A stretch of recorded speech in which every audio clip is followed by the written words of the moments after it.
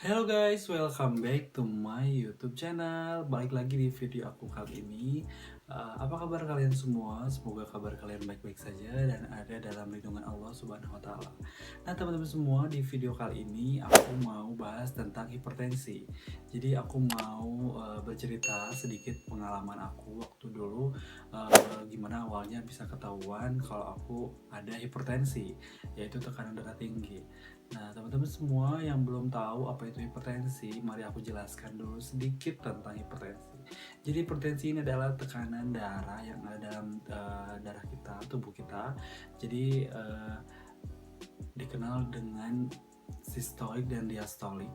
Nah, yang sistoliknya itu minimalnya itu normalnya itu 120 dan diastolik itu normalnya di 80. Nah, jika seseorang ketika di ukur tensinya lebih dari 120/80, maka dia dinyatakan tekanan darah tinggi. Nah, jika seseorang 140, 170 atau 180/100, something like that, berarti dia dinyatakan tekanan darah tinggi. Jika dia dinyatakan normal, 120/80, seperti itu, teman-teman. Nah, hipertensi ini adalah pembunuh silent killer gitu, pembunuh diam-diam kayak gitu. Jadi tahu-taunya udah stadium 5, tahu-taunya udah tingkat akhir.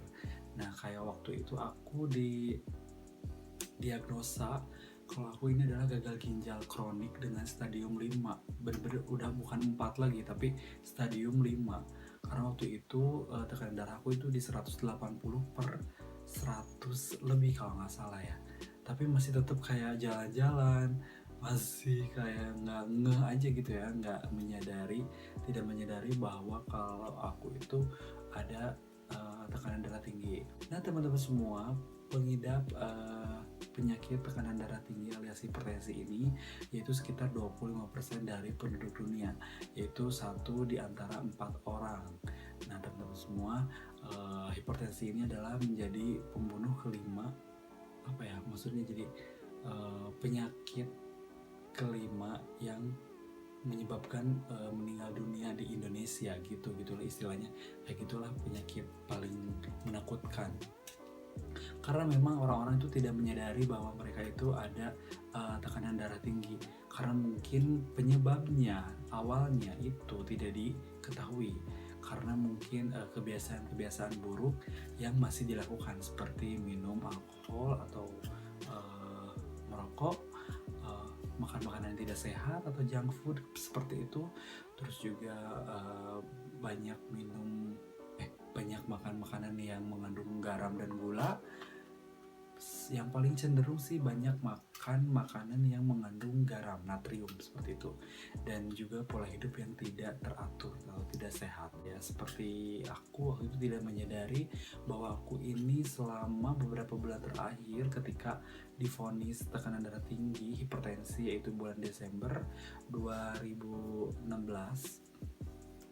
Waktu itu dokter menyatakan bahwa aku ini ada hipertensi, tekanan darah tinggi, dan memang aku merasakan ada gejala-gejala seperti cepat lelah, kemudian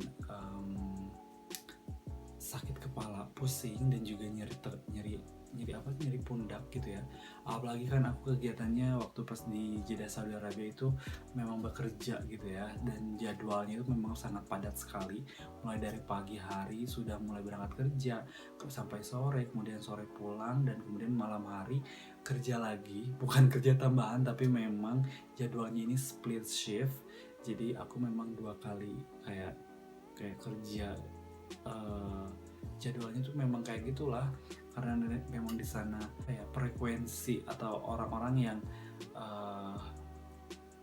bekerjanya itu memang sedikit, tapi karena si suasana tokonya itu suasana hotel, restorannya tuh ramai banget, jadi semua karyawan dipekerjakan lagi di malam hari sampai tutup toko gitu, sampai tutup restoran. Nah, karena aku tidak menyadari bahwa kegiatan aku selama itu tidak sehat gitu ya.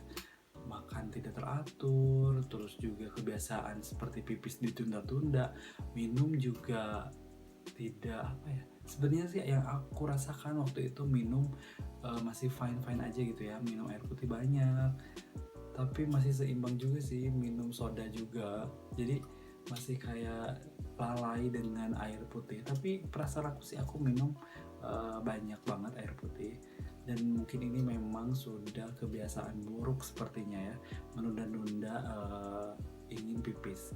Dan setelah itu teman-teman,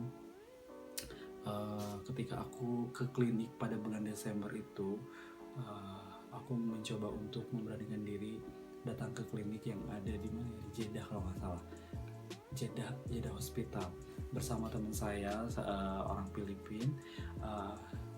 Bareng sama dia, aku diantar sama dia, udah gitu cek darah, ketemu sama dokternya di sana, sama perawat Filipina.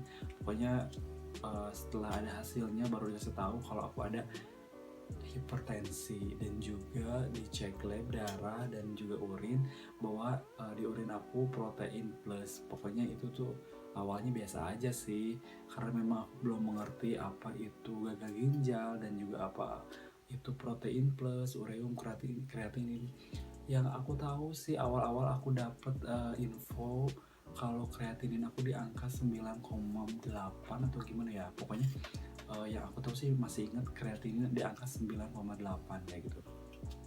Karena memang normalnya kreatinin itu di angka yang paling sedikit banget ya, 0, sampai 1 gitu ya.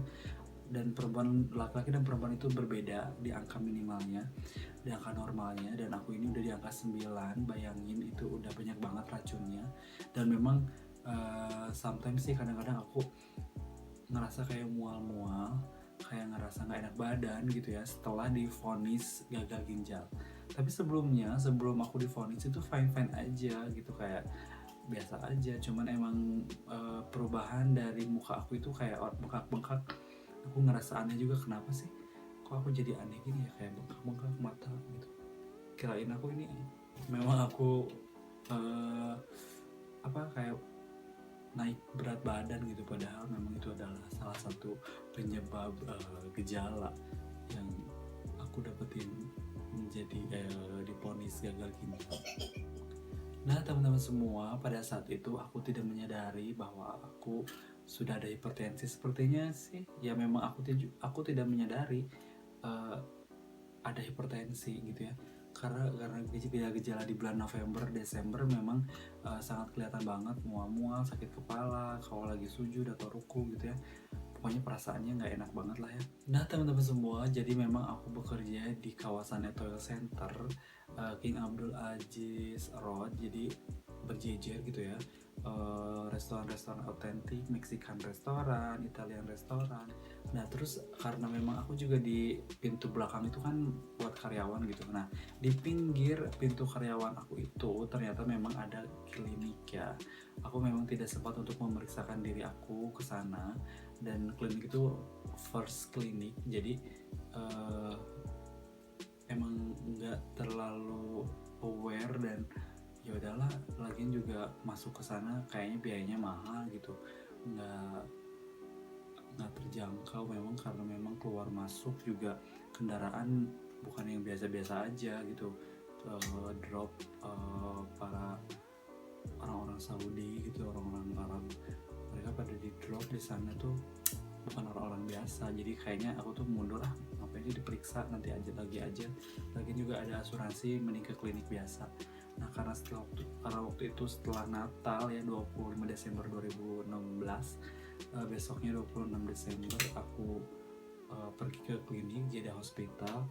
Baru dari situ aku memberanikan diri untuk dicek, karena memang diantar juga sama temen orang Filipina gitu. Jadi dari situ baru ketahuan semua penyakit yang ada di dalam tubuh aku, dan memang benar-benar awalnya sih biasa aja, dan setelah beberapa hari mencari informasi, dan aku shock karena gagal ginjal itu harus kayak gimana, dan dokter itu ngasih tahu kalau memang ini adalah udah stadium 5, udah bukan stadium 4 lagi.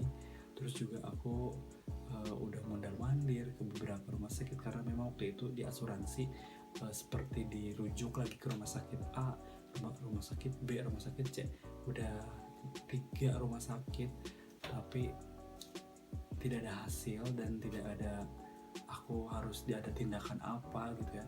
Dan memang hipertensinya ini makin gitu ya, dan sampailah aku di kidney spesialis gitu ya, nephrologis. Aku masih ingat nama dokternya, Dokter Mustafa. Dia adalah nephrologis yang ada di gedung kidney itu. Nah, dia adalah salah satu dokter yang ngasih tahu awalnya aku adalah hipertensi yang udah kayak lama banget gitu, ini hipertensinya bukan yang awal-awal. Nah, aku dikasih amlodipine waktu itu yang masih 5 mg lah, dan sekarang udah 20 mg aku per hari. Nah, dia langsung ngasih obat itu, aku harus suruh minum, suruh nunggu ada rujukan lagi katanya kalau aku harus cepat-cepat dibiopsi katanya gitu, dan juga harus cepat-cepat melakukan cuci darah.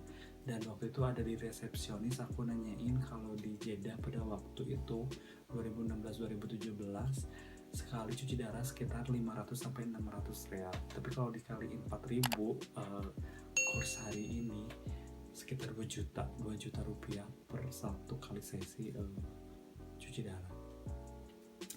Nah, teman-teman, hipertensi ini memang benar-benar penyakit yang sangat silent killer gitu ya, pembunuh yang senyap. Orang-orang juga akan merasa ketakutan karena kalau orang-orang yang nggak bisa kontrol hipertensi ini, maka orang-orang ini akan goodbye gitu bersama hipertensi. Nah, hipertensi ini akan menyebabkan komplikasi penyakit. Beberapa di antaranya yaitu komplikasi langsung nyambung ke jantung, gangguan ginjal seperti aku ini, ginjal kronik. Terus juga bisa gangguan saraf, gangguan penglihatan. Kayak dulu aku juga sampai sempat di 240/130, penglihatanku langsung tidak bisa melihat, langsung buram. Dan memang beberapa hari setelah itu, sehari 24 jam aku bisa melihat lagi karena memang dikasih obat saraf seperti itu. Bagaimana cara mencegahnya? Kita harus makan makanan yang sehat dan bergizi, diimbangi dengan sayuran dan buah, mengurangi asupan garam, natrium seperti itu. Nah, teman-teman semua, jika kita sudah melakukan hal-hal yang seperti makan teratur, maksudnya yang bagus gitu ya, sayuran, nutrisi, kita harus juga diimbangi dengan olahraga sehari minimal 30 menit, jalan sehat, atau misalkan paling ya minimal jalan sehat lah ya sambil berjemur seperti itu. Dan semoga kita dihindarkan dari hipertensi. Sebenarnya sih orang-orang di luar sana gitu ya yang masih sehat walafiat, semoga dihindarkan dari penyakit hipertensi. Dan kita ini, teman-teman semua yang di luar sana yang udah ada hipertensi, bahkan tidak ketahuan awalnya tiba-tiba langsung hipertensi, semoga diberikan kesehatan selalu, menjaga kesehatannya. Apalagi di musim pandemi ini, kita harus menjaga kesehatan. Semoga kalian berada di dalam keadaan yang sehat-sehat saja dan keadaan baik-baik saja. Nah, teman-teman semua, mungkin video kali ini sampai di sini.